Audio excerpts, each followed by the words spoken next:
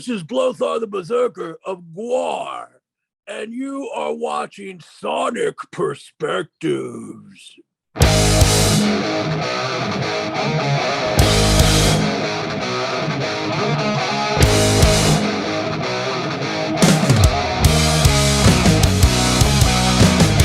upon a time in the village of Hamlin, had a dirty job, so they hired an alien. Showed him with my pipe, now the rats are gone. Hello, everyone, and welcome to another interview of Sonic Perspectives. I'm Rodrigo, and we're bringing you something unique today, an interview with an alien monster. From the band GWAR and straight from outer space, here's Blóthar. Hey, man, thank you for joining us. Yeah, see, it's actually pronounced Blóthar. I don't know why. We just put the accent mark on there to confuse people like you who actually know how to pronounce it. There you go. Which galaxy are you today? Oh, I'm in the galaxy of personal misery of Sarasota, Florida. It's hot as the surface of the sun here. Good stuff. Well, let's talk about your new album, The New Dark Ages, which came out on June 3rd. How has the reception to it been so far? It's great. I mean, people are putting pistols in their mouths and hurling themselves off of cliffs. It's great. It's inspired mass death, which is exactly what we wanted to do. Exactly. Yeah. So no, I mean, it's been very, very well reviewed by all of the, or by many or most of the journos, and we all know how much everybody loves those people. Yes, agreed. Yeah. Well, not many bands can pull out an album this good after so many years in the business. You guys seems re-energized. To what do you credit that?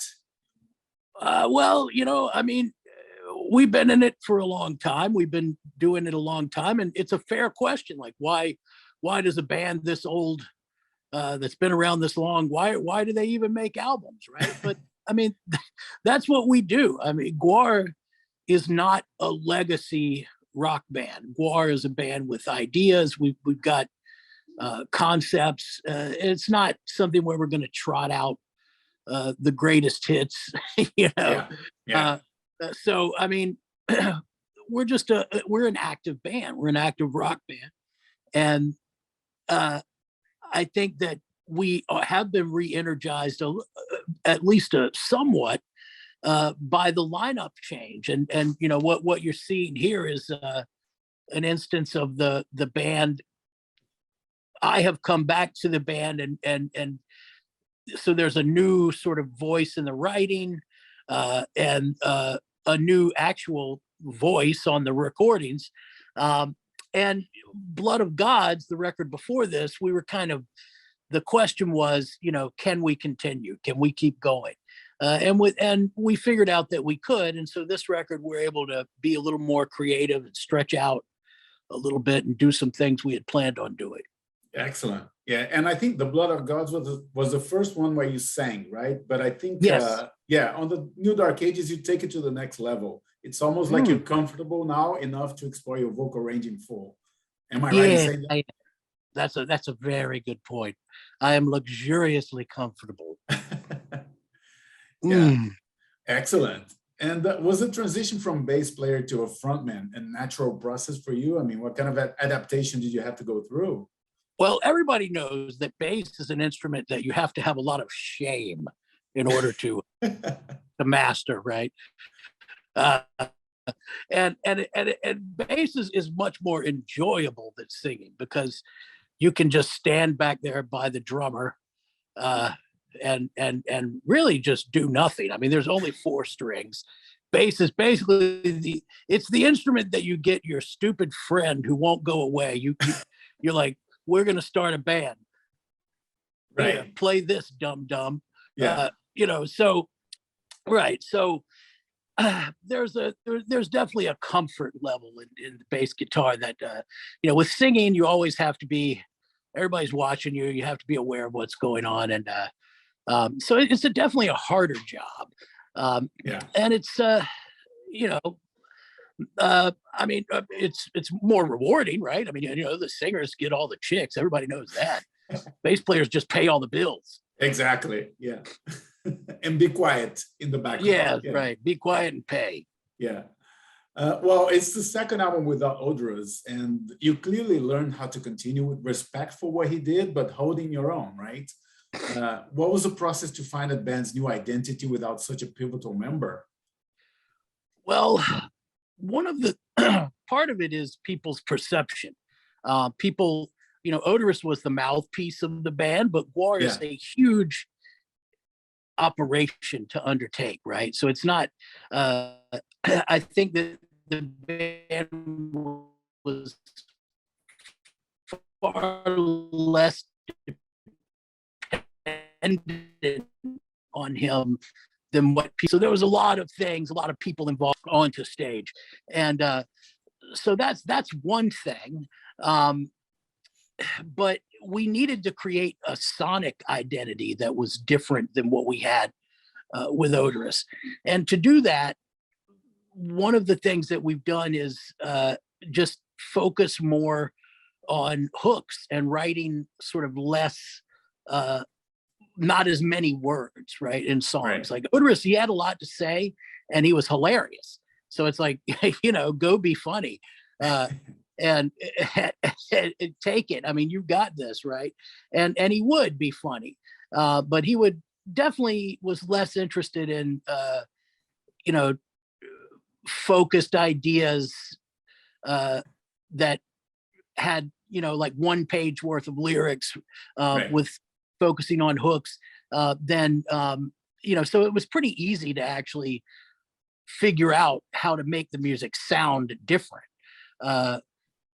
in a positive way without his influence. So it's not the same, but nothing is. Life is never the same day to day. I mean, if it was, then we wouldn't exist, right? Yeah.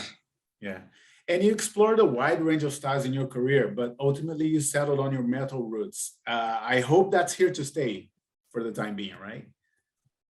Yeah, of course. I mean, it's not like we're going to suddenly start playing, EDM or anything. Well, I mean, but yes, it's definitely, GWAR is a punk and metal act, and we always have been, and so, but we came out of punk rock, started playing metal, but yes, I think we've settled on that now. Alt GWAR, which is in the comic book that accompanies this album, there's a graphic novel that called GWAR and the Duoverse of Absurdity, and in that, Alt GWAR is actually a country band, believe it or not. So we will be exploring country music a little bit. Got it. Okay. And that was going to be my next question, actually. How does the comic book relate to the album? Is it basically illustrations of the lyrics, or you expand on the concept of the band, or? Yeah, I mean, it's the first time that we've ever put out a graphic novel in conjunction with an album. Yeah. And one thing to know about GWAR is that it started really as a comic, and there were comic artists, and still are very accomplished comic artists who are in the band. So we wrote this thing. We didn't hire somebody to write it, as we've done before. And we've had comic deals with big comic companies before, Last Gasp and Dark Horse Comics. So this is something that is part of GWAR. It's in our lineage. We've always done it.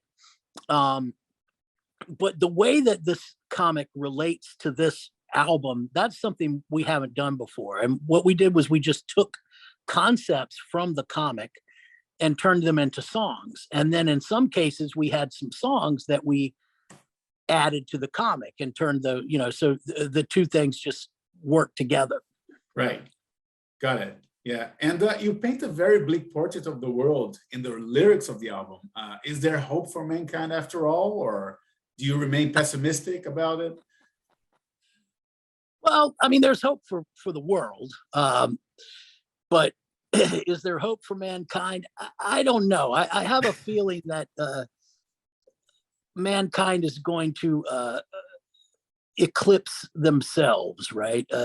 There's definitely the threat of technology and of the imprudence of man. I mean, I'm pretty sure that that's how everything's gonna end. Is like, some scientist holds up a test tube and says, "Voila!" and then all of a sudden the entire world just disappears, right? Yeah.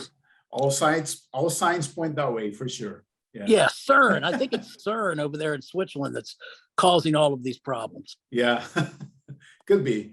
And I mean, I gotta say, for an alien, you know an awful lot about our planet. What's your source? Is it CNN, Fox News, and MSNBC, or? Well, no. Our source is actually, we get all of our news from professional wrestling. Got it. That's the best source. Oh, it is. Yeah. Well, I gotta say, for all the information that's made available for us humans, the level of knowledge that we achieve leaves a lot to be desired, don't you think? I do. I think that it's humans are too quick to give up on intuition and magic, and that's definitely something that it's like the people view history as an ever evolving timeline of progress, but in fact it looks like you're moving backwards. I think we knew things before, back when people were building pyramids and sacrificing humans. I think you knew a little bit more than you know now. So probably, yeah. Yeah. And on the topic of knowledge and information, your alter ego, Michael Bishop, did a TED talk a couple of years ago about the GWAR history. I mean, what was that like? Well, he tells me that it was a weird experience, right? The youngsters who run TED are pretty insufferable. But so the organization I don't know about, but they get some good speakers, and it was fun to be able to speak in front of a crowd and have them pay attention. I mean, I'll settle for any attention, even if it's abuse. Right. Yeah, I watched it. It was pretty cool. So. Oh, good. Thanks. Yeah. And I saw a video of you guys doing ACDC's "If You Want Blood, You Got It" a couple of years ago. First of all, what a perfect song for GWAR to cover.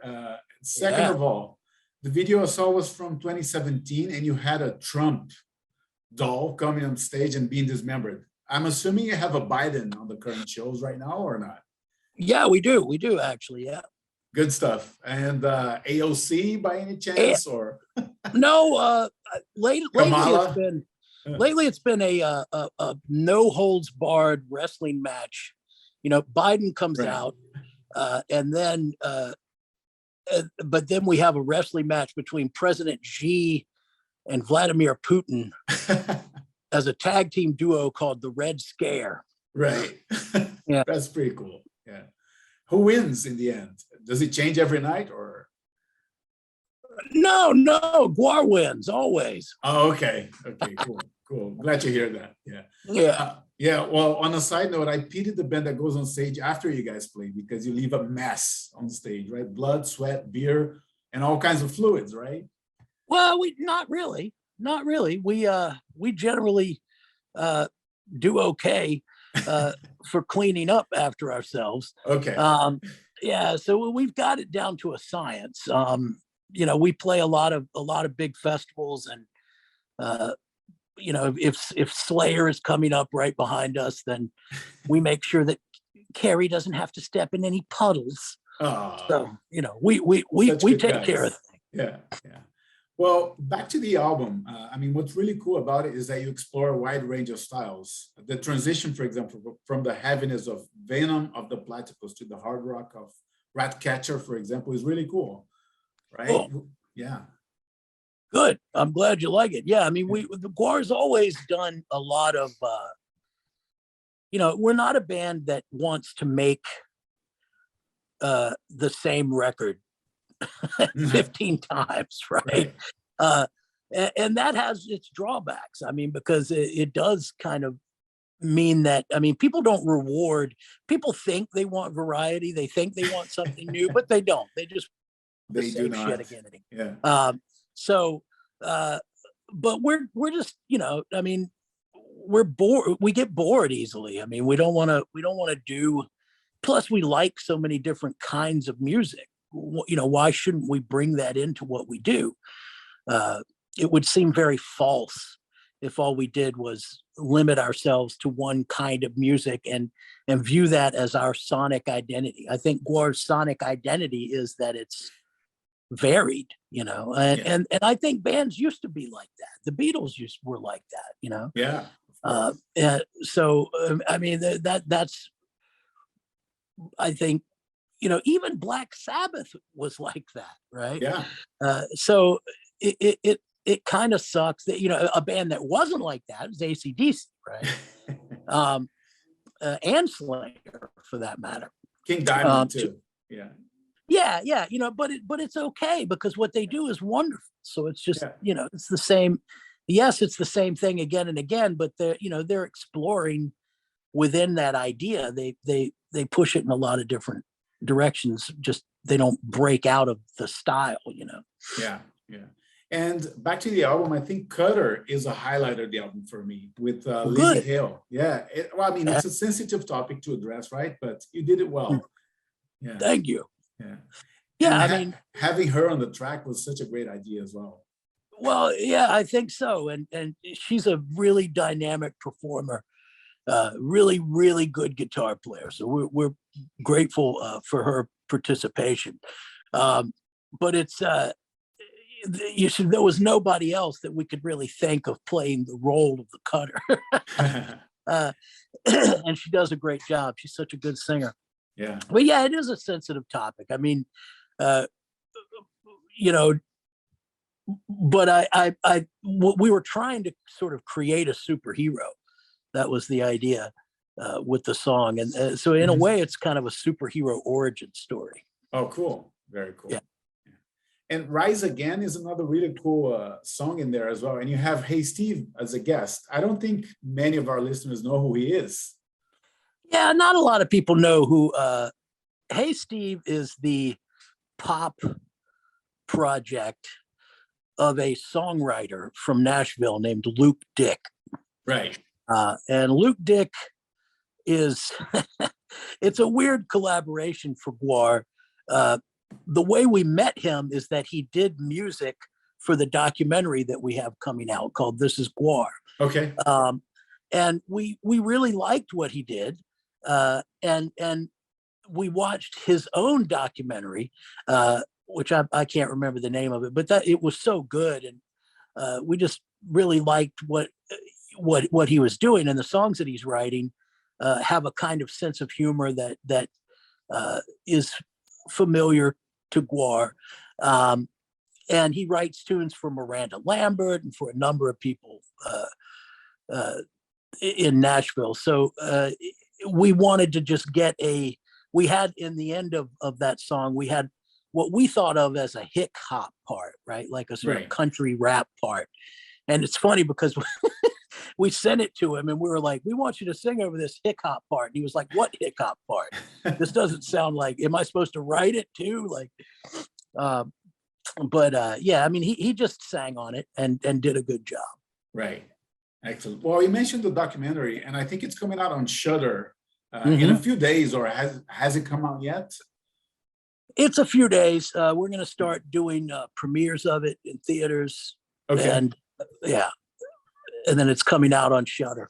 Excellent. And it talks about the whole history of the band, or with a few more things in between and a few statements from friends of the band and whatnot, right?